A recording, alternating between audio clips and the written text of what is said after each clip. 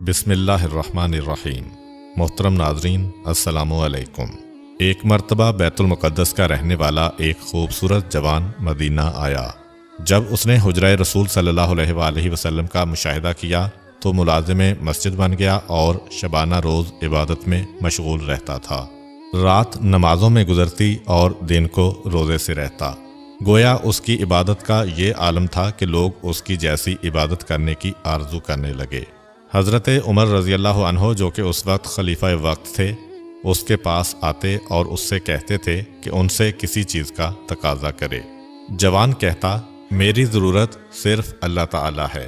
کچھ مدت کے بعد وہ حضرت عمر کے پاس آیا اور ایک بند ڈبہ انہیں بطور امانت دیتے ہوئے ان سے ایک قافلے کی ہمراہی میں عازم حج ہونے کی اجازت چاہی۔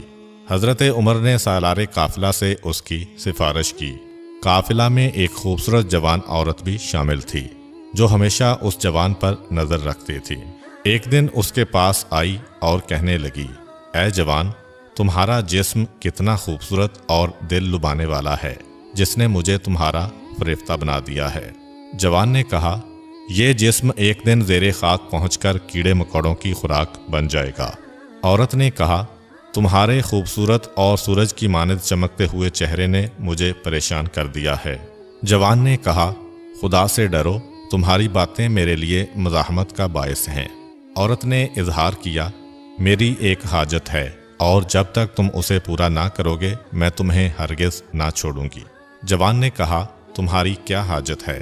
عورت نے کہا، یہ کہ میرے ساتھ ہم بستری کرو۔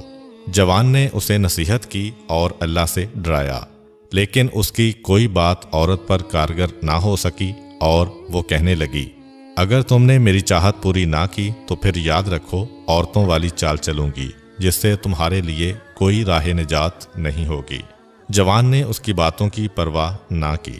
ایک رات جوان جب تقریباً صبح تک سخت عبادت سے تھکا ہوا محو خواب ہو گیا تو وہ عورت اس کے سرہانے آئی اور اس کے سر کے نیچے سے سامان کا تھیلا نکالا اور اس میں سونے کے 500 دینار سکوں کی تھیلی رکھ دی اور تھیلا اسی طرح احتیاط سے اس کے سر کے نیچے رکھ دیا اور چلی گئی۔ جب صبح کو قافلے والے بیدار ہوئے تو اس عورت نے چیخو پکار شروع کر دی، ارے میں لٹ گئی، میرا سفر کا سارا خرچ چوری ہو گیا۔ سالار قافلہ نے مہاجرین و انصار کے 2 آدمیوں کو ذمہ داری سونپی کہ تمام مسافروں کے سامان کی اچھی طرح چیکنگ کریں۔ ان دونوں نے خوب تلاشی لی مگر تھیلی کو نہ ڈھونڈ سکے۔ جب انہوں نے جوان کے علاوہ سب مسافروں کی اچھی طرح چیکنگ کر لی تو پھر سالار قافلہ کے پاس آ کر اسے نتیجہ سے آگاہ کر دیا۔ عورت نے کہا، اگر اس جوان کی بھی تفتیش ہو جائے تو کیا قباحت ہے۔ مختصر یہ کہ عورت نے اتنا اصرار کیا کہ لوگ مجبور ہو گئے۔ کچھ لوگ جوان کے پاس گئے تو وہ نماز میں مشغول تھا۔ بعد میں جوان نے پوچھا، کیا بات ہے؟ انہوں نے عابد سے سارا ماجرا کہہ دیا اور پھر کہا کہ ہم نے تمام مسافروں کی تلاشی لے لی ہے، اب صرف آپ باقی بچے ہیں، لیکن ہم نے بغیر آپ کی اجازت کے آپ کے سامان کو ہاتھ لگانا مناسب نہ سمجھا، کیونکہ آپ کے لیے حضرت عمر رضی اللہ عنہ نے ہم سے کافی سفارش کی تھی۔ عابد نے کہا، آئیے میرا سامان بھی چیک کر لیجئے، مجھے کوئی اعتراض نہیں۔ جب انہوں نے تھیلا کھولا تو پیسوں سے بری تھیلی اسی میں موجود تھی۔ اس وقت عورت نے فریاد کرنا شروع کر دی، اللہ اکبر، خدا کی قسم یہ وہی تھیلی ہے اور اس میں اتنی مقدار میں پیسوں کے علاوہ اتنے وزن کا ایک ہار بھی ہے۔ تھیلی کو نکال کر کھولا گیا تو جتنی علامتیں عورت نے بیان کی تھیں وہ سب موجود تھیں۔ عابد کو حاضر کر دیا اور چاہتے تھے کہ اس کے ساتھ شدید رویہ اختیار کریں۔ جوان خاموش رہا۔ انہوں نے اس کے ہاتھوں پیروں میں زنجیریں ڈال دیں اور اسے پیدل پھراتے ہوئے مکہ تک لے گئے۔ مکہ پہنچنے کے بعد عابد نے کہا، اے کارواں والو، تمہیں کعبے کے حق کی قسم مجھ پر ایک احسان کرو اور مجھے آزاد کر دو تاکہ میں آزادی سے حج کر سکوں۔ میں وعدہ کرتا ہوں کہ میں حج کر کے تمہارے پاس واپس آ جاؤں گا۔ عابد حج کر کے واپس پلٹ آیا اور کہا کہ اب جو چاہیں کریں۔ قافلے والے ایک دوسرے کو دیکھ کر کہنے لگے، اگر یہ جوان واقعاً گناہ گار ہوتا تو اپنے پیروں سے چل کر واپس ہمارے پاس نہ آتا، لہٰذا اس بنا پر اسے آزاد کر دیا اور قافلہ مدینہ کی طرف روانہ ہو گیا۔ راستے میں اس عورت کا کھانے پینے کا سامان ختم ہو گیا۔ اس نے ایک گڈریے کو دیکھا تو اس نے غذا کا تقاضا کیا۔ گڈریے نے اس سے کہا، جو تمہیں چاہیے دوں گا اور بیچوں گا نہیں، مگر اس شرط پر کہ تم اپنے آپ کو میرے حوالے کر دو۔ عورت نے قبول کر لیا اور جو چاہا اس سے لے لیا۔ جب گڈریا اس سے جدا ہوا تو ادھر شیطان نے عورت کے دل میں یہ بات ڈال دی کہ جب وہ اپنے قافلے والوں کے پاس پہنچے تو ان سے کہے کہ میں اس جوان کو نماز پڑھتے ہوئے دیکھ رہی تھی کہ میری آنکھ لگ گئی۔ اسی اثنا میں اس نے مجھے دبوچ لیا کہ میں اپنے دفاع پر بھی قادر نہ تھی، لہٰذا اس کے نتیجے میں حاملہ ہو گئی ہوں۔ عورت نے شیطان کے اکسانے کے مطابق عمل کیا اور قافلے والوں نے بھی اس چوری والے معاملہ کی بنا پر عورت کی بات پر بھروسہ کرتے ہوئے جوان سے کہا، کیا چوری کافی نہ تھی کہ اب اس کی عزت پر بھی حملہ کر بیٹھا؟ پھر اسے زنجیروں میں جکڑ دیا۔ وہ جوان اب بھی خاموش رہا۔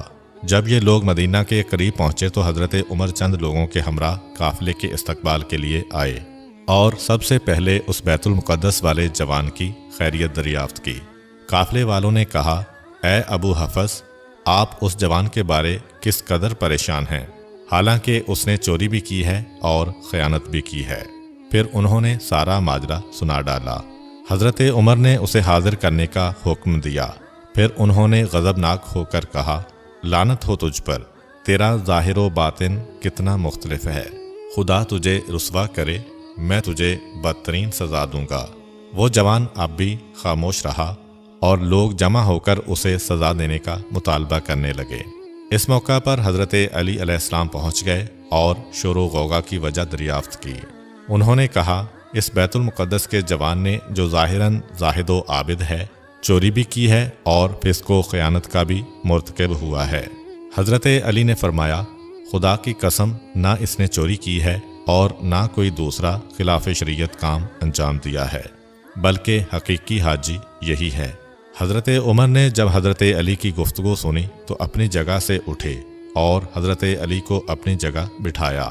وہ جوان زنجیروں میں جکڑا ہوا سر کو جھکائے کھڑا تھا اور عورت بھی وہاں موجود تھی۔ حضرت علی علیہ السلام نے اس عورت کی طرف رخ کر کے فرمایا، لعنت ہو تجھ پر، اپنا قصہ بیان کر۔ عورت نے کہا، یا علی، اس شخص نے میرے پیسے چوری کیے اور یہ سب قافلے والے اس کے گواہ ہیں۔ میرے سکوں کی تھیلی اس کے سامان ہی سے برآمد ہوئی تھی، اور پھر اس نے صرف اسی پر اکتفا نہ کی بلکہ ایک رات جب میں اسے نماز پڑھتے دیکھ کر اس پر شفتہ ہو رہی تھی اور میری آنکھ لگ گئی تھی تو اس نے موقع سے فائدہ اٹھا کر میری طرف ہاتھ بڑھایا اور میں اپنا دفاع نہ کر سکی۔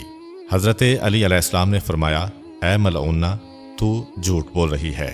پھر فرمایا، اے ابو حفص، اس مرد کا تناسل ہی نہیں ہے۔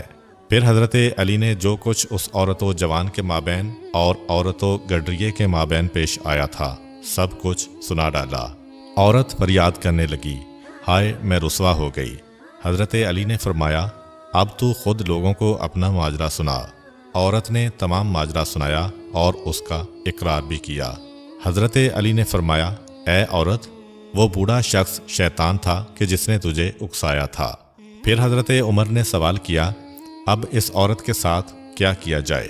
حضرت علی نے فرمایا، وضع حمل تک صبر کرو، اس کے بعد یہودیوں کے قبرستان میں اسے سنسار کرنا۔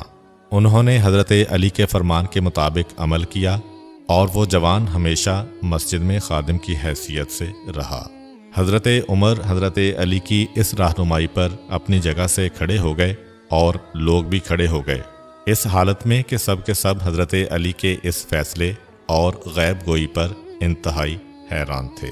ایک دفعہ ایک عورت حضرت عمر رضی اللہ عنہ کے پاس آئی اور کہنے لگی، میں گناہ کی مرتکب ہوئی ہوں اور میری عزت باقی نہ رہی، اب آپ مجھ پر حد الہی جاری کیجیے۔ حضرت عمر نے اسے سنسار کرنے کا حکم دے دیا۔ حضرت علی علیہ السلام اس مجلس میں حاضر تھے۔ حضرت عمر سے مخاطب ہو کر فرمایا، اس سے پوچھیں کہ کس طرح گناہ کی مرتکب ہوئی ہے۔ عورت نے کہا، لکودک صحرا میں تھی اور پیاس کی شدت نے مجھے نڈال کر دیا تھا۔ لکودک صحرا میں تھی اور پیاس کی شدت نے مجھے نڈال کر دیا تھا۔ میں نے وہاں ایک خیمہ دیکھا، بڑی مشکل سے وہاں تک پہنچی، اس میں ایک آدمی تھا، میں نے اس سے پانی کا تقاضا کیا۔ اس نے مجھے پانی دینے سے منع کر دیا اور کہا کہ اسے لذت پہنچاؤں، اور کہا کہ اس کے ساتھ فعل بد انجام دوں۔ میں اس کی بات سن کر آگے چل دی، لیکن پیاس کی شدت سے میری آنکھوں میں اندھیرا آنے لگا اور مجھے موت کا خطرہ ہونے لگا، لہٰذا مجبور ہو کر دوبارہ اس کے پاس پہنچی۔ اس نے مجھے پانی پلا کر میرے ساتھ فعل بد انجام دیا اور مجھے آلودہ کر دیا۔ حضرت علی علیہ السلام نے فرمایا، یہ عورت مجبور تھی، اور سورہ بقرہ کی آیہ شریفہ 173 کی مصداق ہے۔ بسم اللہ الرحمن الرحیم۔ فمن اضطر غیر باغ ولا عاد فلا اثم علیہ ان اللہ غفور الرحیم۔ پس جو مجبور ہو اور سرکشی اور زیادتی کرنے والا نہ ہو تو اس پر کوئی گناہ نہیں ہے، بے شک اللہ بڑا بخشنے والا مہربان ہے۔ اور یہ عورت نہ فاسق ہے اور نہ اس نے حریم الہی سے تجاوز کیا ہے، لہٰذا اس پر حد الہی جاری نہیں ہوگی۔ حضرت عمر نے حضرت علی کے اس فیصلے کو بہت سراہا اور اس عورت کو آزاد کر دیا۔